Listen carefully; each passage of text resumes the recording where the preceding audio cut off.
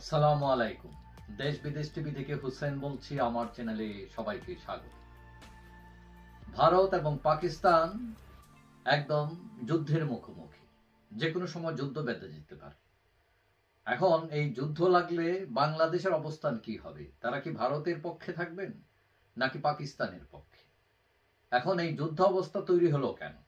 গত মঙ্গলবার ভারতের কাশ্মীরের পেহেলগামে হামলা হয়। সেখানে ২৬ জন পর্যটককে হত্যা করা হয় এবং এরা খুব নিরীহ মানুষ। এরা কোনো সেনাবাহিনীর লোক না, পুলিশের লোক না। এবং এই হত্যাকাণ্ডটা খুবই নিষ্ঠুর হত্যাকাণ্ড। এখন যারা মারা গেছেন তারা যদি সেনাবাহিনী, পুলিশ এদের সদস্য হতেন তাও একটা কথা, যে এরা যোদ্ধা। কিন্তু এই নিরীহ মানুষ যারা পর্যটক বেড়াতে গেলেন তাদেরকে কেন হত্যা করা হলো, এবং এটা বোঝা যাচ্ছে এটা পূর্ব পরিকল্পিত। এখন এই ঘটনার পর দুই দেশের উত্তেজনা চরমে উঠেছে। দিল্লি সীমান্ত ক্রসিং বন্ধ করে দিয়েছে, পানি চুক্তি স্থগিত করেছে, কূটনৈতিকদের বহিষ্কার করেছে পাকিস্তানের। এবং আমরা দেখেছি 2016 এবং 2019-এও ভারত এবং পাকিস্তান পাল্টাপাল্টি হামলা হয়েছে এবং পরে তা বন্ধ হয়।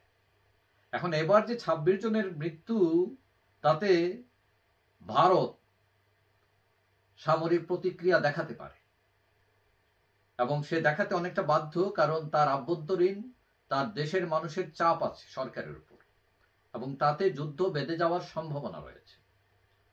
এখন আমরা জানি সামরিক শক্তিতে ভারত হচ্ছে বিশ্বের ৪র্থ শক্তি, পরাশক্তি, আর পাকিস্তানের অবস্থান হচ্ছে 12তম। এবং দুই দেশের হাতেই পারমাণবিক অস্ত্র আছে প্রায় সমান সমান। এখন ভারতে এই যে হামলা হলো, জীবন নাশ হলো, তাতে বাংলাদেশের প্রধান উপদেষ্টা ডক্টর ইউনূস বিবৃতি দিয়েছেন। তিনি নিন্দা জ্ঞাপন করেছেন এবং এই নিন্দা জানানোটাই হচ্ছে স্বাভাবিক। এখন কথা হচ্ছে, ভারত পাকিস্তান যদি যুদ্ধ বেঁধে যায়, বাংলাদেশের অবস্থান কি হবে? কার পক্ষে থাকবে বাংলাদেশ? কৌশলগত কারণে বাংলাদেশের সাপোর্টটাও একটা ইম্পর্টেন্ট। এখন আমরা জানি বাংলাদেশ পাকিস্তান যখন যুদ্ধ হয়েছিল তখন ভারত বাংলাদেশের পক্ষেই ছিল।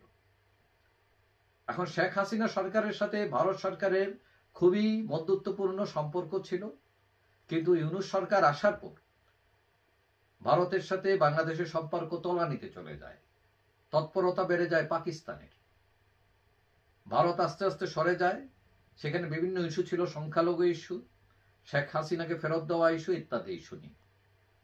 এখন ইউনূস মোদিকে সমবেদনা জানালেও সরকারের পাকিস্তান প্রীতি কমেছে বলে মনে হয় না। কেউ কেউ বলছেন যে তিনি বিবৃত দিলেও তলে তলে কিন্তু পাকিস্তান। এখন বাংলাদেশের উচিত মধ্যস্থতা করা, যাতে যুদ্ধ না বাধে, প্রাণহানি না ঘটে। কারণ এইদিকে আমরা দেখছি ভারত সিন্ধু নদীর পানি প্রবাহ বন্ধ করে দেওয়ার পর পাকিস্তানও পাল্টা সিদ্ধান্ত নিয়েছে। তারা পাকিস্তানের আকাশসীমা নিষিদ্ধ করেছে ভারতীয় বিমানের জন্য, যার ফলে এখন ভারতীয় বিমান অনেক দূর ঘুরে তারপরে ভারত যেতে হয়। এটাও তাদের দেশের জন্য একটা সমস্যা। এখন রাজনীতির এই গেরা করে রাজনীতিবিদরা ছুরি ঘুরালেও আসলে ক্ষতিগ্রস্ত হয় সাধারণ মানুষ, এবং সেটা দু দেশের মানুষই। আমরা আশা করি সেটা বন্ধ হোক এবং বাংলাদেশ যদি এই যুদ্ধ হৈ হৈ অবস্থায় থাকে সেখানে মধ্যস্থতার ভূমিকা পালন করতে পারে, কারণ দুই দেশে যুদ্ধ হলে বাংলাদেশও ক্ষতিগ্রস্ত হবে। যাই হোক, সবাই ভালো থাকবেন। আশা করি দেখা হবে অন্য কোনো ভিডিওতে, ইনশাআল্লাহ। আল্লাহ।